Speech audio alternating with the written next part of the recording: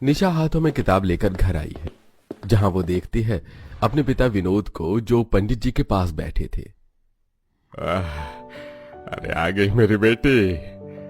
मैं यहाँ तुम्हारी शादी की बात कर रहा हूँ। तुम तो जानती हो ना, कुछ दिनों से मेरी तबीयत ठीक नहीं है और आज वैद्य जी ने तो कह दिया है कि मैं कुछ दिनों का मेहमान हूँ।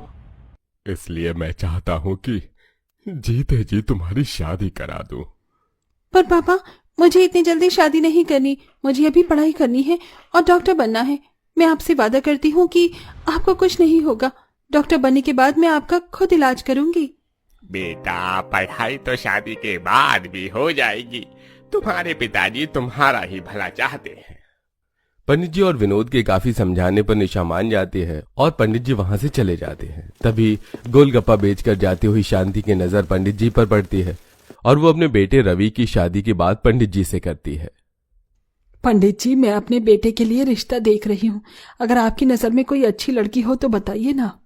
अरे शांति बहन, बिल्कुल सही समय पर आई हो। आज ही मैं विनोद भाई साहब से बात करके आया हूँ। उन्हें अपनी बेटी के लिए एक अच्छा लड़का चाहिए। आप फिक्र मत कीजिए, मैं उनसे रवि बेटे की बात करता हूँ। इस तरह पंडित विनोद से बात करते हैं और विनोद को यह रिश्ता अच्छा लगता है, तो वो भी अपनी बेटी को समझा बुझाकर उसकी शादी रवि नाम के लड़के से करवा देता है। और निशा की शादी होते ही उसके पिता का देहांत हो जाता है, जिसके बाद निशा सदमे में चली जाती है और किसी से बात नहीं करती। निशा, मैं मजदूरी के लिए जा रहा हूँ। तुम माँ के साथ बैठकर गोलगप्पे बना लेना और हो सके तो आज शाम को उनके साथ बेचने भी चले जाना। काजल को कॉलेज जाना है। भैया, जब से भाभी के पिता का देहांत हुआ है तब से तो भाभी हंसना बोलना ही भूल गई हैं। वो किसी से कोई बात ही नहीं करती। अब हमें ही कुछ करना होगा बेटा। सभी घरवाले निशा की ऐसी हालत देखकर परेशान हो जाते हैं। समय यूं ही बीतता है और एक दिन जब शांति गोलगप्पे बेचकर घर आती है तो वो देखती है कि काजल अपनी भाभी को हंसाने की कोशिश कर रही है। भाभी, आपको पता है, मुझे तो पढ़ने का बहुत शौक है। मैंने तो कई सारी किताबें पढ़ डाली, पर समझ में ही नहीं आता कि आगे और कौन सी पढ़ाई करूं। वैसे मैंने सुना है कि आप भी कोई पढ़ाई कर रही थी, किसी चीज का एग्जाम देने वाली थी। आखिर आप क्या बनना चाहती थी? छोड़ो निशा, मुझसे पढ़ाई की बातें मत करो। मैं नीट का एग्जाम देने वाली थी और उसके बाद मेरी डॉक्टर की पढ़ाई शुरू होने वाली थी। पर अब जब मेरे पिताजी ही इस दुनिया में नहीं रहे तो मैं क्या करूंगी डॉक्टर बनकर। इतना बोलकर निशा मिट्टी का चूल्हा जलाती है और खाना बनाने लगती है। अब रात को जब रवि आता है तो इस बारे में शांति अपने बेटे से बात करती है और अगले दिन, बहू, आज मुझे कहीं जाना है, इसलिए जल्दी से सारे गोलगप्पे बनाकर ठेले पर सजा देना। जब तक मैं गोलगप्पे का पानी बना लेती हूँ और आज तू भी मेरे साथ चलना। ठीक है माँ जी। अपनी सास के कहने पर निशा बैठकर ढेर सारे गोलगप्पे बनाती है और उन्हें ठेले पर सजाकर अपनी सास के साथ गोलगप्पे बेचने के लिए चली जाती है। जहां शांति अपनी बहू को ठेले पर छोड़कर खुद अस्पताल में जाती है, जहां वो कुछ ट्रेनर लड़कियों को डॉक्टर की ट्रेनिंग करते हुए देख उसने बातें करती है। बेटा, मेरी बहू को भी डॉक्टर बनना है। क्या तुम बता सकती हो डॉक्टर बनने के लिए क्या करना होगा? माँ जी, डॉक्टर की पढ़ाई सबसे कठिन है। सबसे पहले तो आपकी बहू को 12th पास करना होगा, वो भी साइंस लेकर, और उसके बाद नीट की परीक्षा क्लियर करनी होगी। उसके बाद जाकर कहीं उसका मेडिकल कॉलेज में एडमिशन होगा और वो डॉक्टर की पढ़ाई कर पाएगी। बहुत लंबा प्रोसेस है और गरीब तो कर भी नहीं पाते हैं। 5 साल की पढ़ाई और 1 साल की प्रैक्टिस होती है। जहां एक तरफ हॉस्पिटल के बाहर निशा गोलगप्पे बेच रही होती है तो वहीं शांति सारी जानकारी लेकर घर जाती है और रात को अपने बेटे से बात करती है। बेटा, मैंने सारी बात कर ली है। बहू ने साइंस से 12वीं तो पास कर ली है अच्छे नंबर से, पर बहू को उस नीट की परीक्षा पास करनी होगी और उसके लिए उसे फोन और किताबें चाहिए। अगर ऐसी बात है माँ, तो फोन और किताबों की जिम्मेदारी आप मुझ पर छोड़ दो। घर हम आपके पैसे से चला लेंगे और निशा की पढ़ाई की जिम्मेदारी मैं उठाऊंगा। आखिर मैं भी तो काम करता हूँ। वो सब तो ठीक है भैया, पर भाभी तो आगे पढ़ाई ही नहीं करना चाहती। हम आखिर ऐसा क्या करें कि वो फिर से पढ़ाई करने के लिए तैयार हो जाए? तो चिंता मत कर बेटा, हम कोई तरकीब निकाल लेंगे, पर उससे पहले हमें पैसे जमा करने होंगे।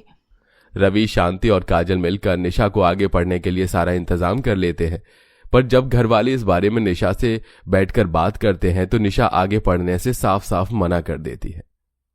आप लोग प्लीज मेरे पीछे पैसे बर्बाद मत कीजिए, मुझे नहीं बनना डॉक्टर। बहू अपने लिए ना सही अपने स्वर्गवासी पिताजी के लिए पढ़ाई तो कर ले।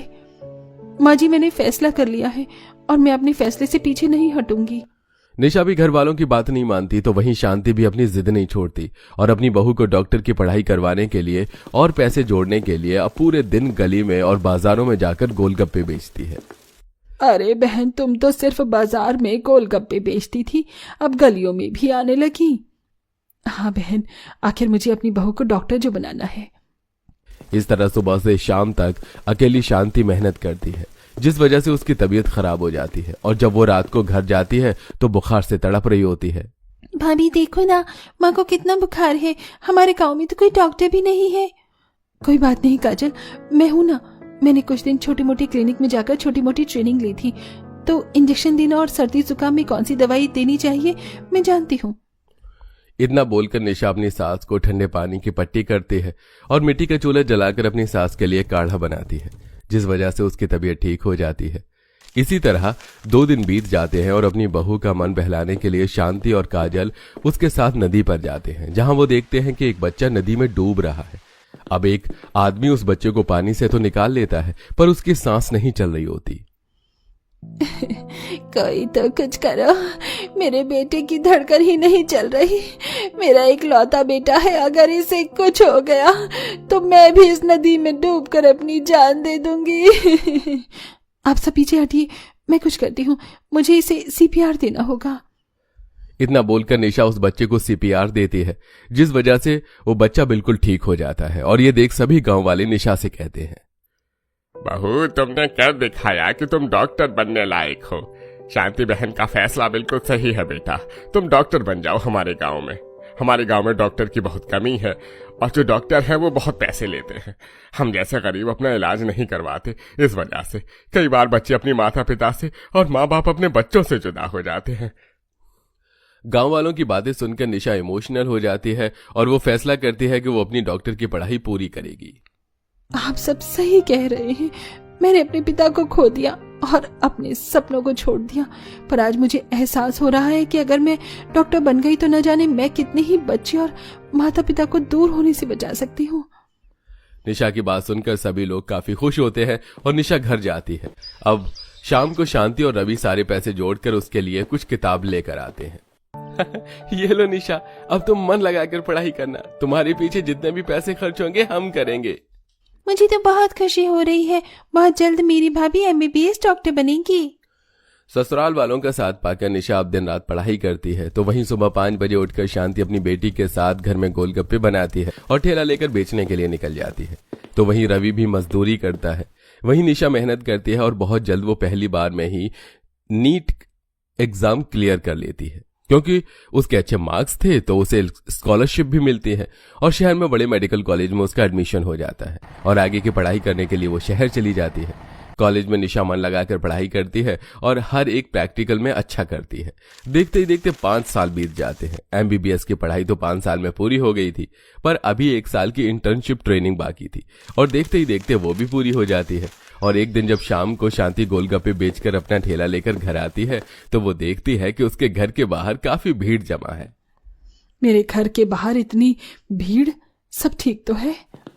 डरी सहज शांति भीड़ के बीच से घर में जाती है, जहां वो देखती है कि उसकी बहू डॉक्टर के कपड़े पहने किसी को इंजेक्शन लगा रही है। अम्मा, मैंने आपको इंजेक्शन दे दिया है, अब आपको उल्टी नहीं होगी और ये 3 वक्त की दवाई है, इसे खाने के बाद कल शाम को वापस आना मेरे पास, ठीक है? माँ ये देखो, हमसे 5 साल दूर रहकर भाभी तो बिल्कुल डॉक्टर बन गई है, अब तो वो दवाई देना जानती है। अपनी बहू को डॉक्टर के रूप में देखकर शांति की आंखों से आंसू आने लगते हैं। तभी वहां रवि आता है, जिसके बाद निशा सभी के सामने अपना स्टेथोस्कोप निकालकर अपनी सास को पहनाती है। माँ जी, आज मैंने न सिर्फ अपना बल्कि आपका और पूरे गांव वालों का सपना पूरा किया है। अब मैं अपने ही घर में छोटा सा क्लिनिक खोलूंगी और आप सबका कम से कम पैसों में इलाज भी करूंगी। मुझे अपनी बहू पर गर्व है। मुझे तो यकीन नहीं हो रहा कि मुझ जैसी गरीब गोलगप्पे बेचने वाली सास की बहू एक एमबीबीएस डॉक्टर बन गई है। इस तरह एक गोलगप्पे बेचने वाली सास की बहू एमबीबीएस डॉक्टर बनकर पूरे गांव में कम पैसों में गांव वालों के इलाज करती है और पूरे गांव में शांति का नाम रोशन करती है। बहन, हमारी तरफ से तो रिश्ता पक्का है और अच्छी बात तो ये है कि मेरी दोनों बहू का घर आमने सामने ही है। अच्छा, अब हमें जाने की आज्ञा दीजिए, हमें बड़ी बहू के घर भी जाना है। इतना बोलकर सुमित्रा एक और शगुन का थाल लेकर अपनी दूसरी बहू के घर जाती है और रिश्ता पक्का करते हुए कहती है, अब तो बस मुझे उसी दिन का इंतजार है जब मेरी दोनों बहू एक साथ मेरे घर में आएंगी। भाभी, आपको पता है माँ कितनी ज्यादा खुश है, और सबसे अच्छी बात तो ये है कि हमें शादी की तैयारी करने में दिक्कत नहीं होगी, क्योंकि मेरी दोनों ही भाभी का घर एक जगह है। अब मैं अपनी एक भाभी से मिलने आऊंगी तो लगे हाथ दूसरी भाभी से भी मिल लूंगी। बहन, ये तो मेरी बेटी का सौभाग्य है जो आप जैसे अमीर लोग हम गरीब से रिश्ता जोड़ना चाहते हैं। अरे बहन, ऐसा मत बोलो, हमें तो बस संस्कारी बहू चाहिए, फिर चाहे वो अमीर हो या गरीब। अच्छा, अब हम चलते हैं।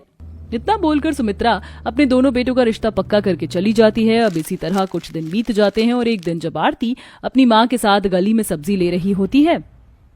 मुझे लगा था शादी करके ये गरीब मेरा पीछा छोड़ देगी, पर मैं नहीं जानती थी कि गरीब लोग इतने ज्यादा चेपू होते हैं। देखो, पता नहीं इसने ऐसा कौन सा खेल रचा जो मेरी सास ने इसे मेरी जेठानी बना दिया। निशा, अगर हमारी सास को हम दोनों ही पसंद आए तो इसमें मेरी क्या गलती है? ये तो हमारी किस्मत थी कि हम पड़ोसी से अब देवरानी जेठानी बनने जा रहे हैं। किस्मत की तो तुम बात ही मत करो। शादी के बाद तो मैं तुम्हारी किस्मत इतनी बुरी कर दूंगी कि तुम उस घर में मेरे साथ रह नहीं पाओगी। अब इसी तरह कुछ दिन बीत जाते हैं और जब भी मौका मिलता है निशा आरती का मजाक बनाती है। ऐसे ही एक दिन, अब शादी के ज्यादा दिन दूर नहीं रहे। मैं सोच रही हूँ कि क्यों ना हम शादी की शॉपिंग करने एक साथ चलें। अरे बहू, तूने तो बिल्कुल मेरे मुंह की बात छीन ली। मैं भी यही सोच रही थी। अच्छा, तू मुझे 10 मिनट दे, मैं अभी तेरी जेठानी को भी फोन करके पूछ लेती हूँ, फिर मैं ही तुम्हारे घर आ जाऊंगी और हम सब एक साथ शादी की शॉपिंग करने चलेंगे। इतना बोलकर सुमित्रा अपनी बड़ी बहू को फोन करती है, पर आरती साथ में चलने से मना कर देती है और फोन रखते ही आरती की माँ आरती से कहती है, बेटा तुझे अपनी सास के साथ जाना चाहिए, आखिर तेरी शादी को अब ज्यादा दिन ही कहाँ बचे हैं। नहीं माँ, आप तो जानती है ना हम कितने गरीब हैं और मेरी होने वाली देवरानी कितनी अमीर। वो हर समय मेरा मजाक बनाने में लगी रहती है। अगर मैं उनके साथ जाती तो वो महंगी दुकानों में जाते, महंगा सामान लेते और मेरी होने वाली देवरानी मेरी गरीबी का मजाक बनाती। बस इसीलिए मुझे ना चाहते हुए भी माँ जी को मना करना पड़ा। इस तरह जहां अब एक तरफ निशा अपने ससुराल वालों के साथ बड़ी बड़ी दुकानों में जाकर शादी की शॉपिंग करती है, तो वहीं आरती अपनी माँ के साथ छोटी दुकानों में जाती है। दीदी, आपका ब्राइडल मेकअप मैं करूंगी, इसलिए आप एक लाइनर, काजल, बिंदी, फाउंडेशन और कॉम्पैक्ट ले लो। पर यहाँ तो सारे प्रोडक्ट बहुत महंगे हैं और मेरे पास इतने पैसे नहीं हैं। तो क्या हुआ दीदी, सस्ता वाला ले लो। मेकअप भी तो करना है, तो शादी में फिजूल पैसे खर्च क्यों करना। मेकअप सस्ता हो या महंगा, आप दोनों में ही अच्छी लगोगी। इस तरह आरती छोटी सी दुकान से अपना मेकअप का सारा सामान लेती है और उसके बाद शादी के कपड़े और गहने लेती है। तो वहीं बड़ी दुकानों में जाकर निशा अपनी नंद और होने वाले पति से कहती है, मैं सोच रही हूँ ये वाला चूड़ा शादी वाले दिन के लिए ले लूं और ये चूड़ी शादी के बाद के लिए, और शादी के लिए भी कुछ मेकअप का प्रोडक्ट ले लेती हूँ। वैसे मैंने मेकअप आर्टिस्ट बुक करी है, पर अपना भी तो कुछ होना चाहिए ना। अरे ये लड़कियों की चीज मुझसे मत पूछो, तुम्हारा जो दिल करे वो ले लो। भाभी, भैया को रहने दो, उन्हें कुछ नहीं पता, मैं आपकी मदद करती हूँ। देखो, आप ये वाली लिपस्टिक ले लो, शुगर की लिपस्टिक बहुत अच्छी होती है। इस तरह निशा अपने ससुराल वालों के साथ मिलकर शादी की सारी शॉपिंग कर लेती है। समय यूं ही बीतता है और देखते ही देखते शादी का दिन नजदीक आ जाता है। और शादी वाले दिन बहुत सारी अरेंजमेंट मैंने करी है, इसलिए मैंने तुम ब्राइडों के लिए एक अलग से कमरा बुक किया है। अब तुम दोनों अपने मेकअप आर्टिस्ट को बुलाकर यहीं तैयार हो जाना।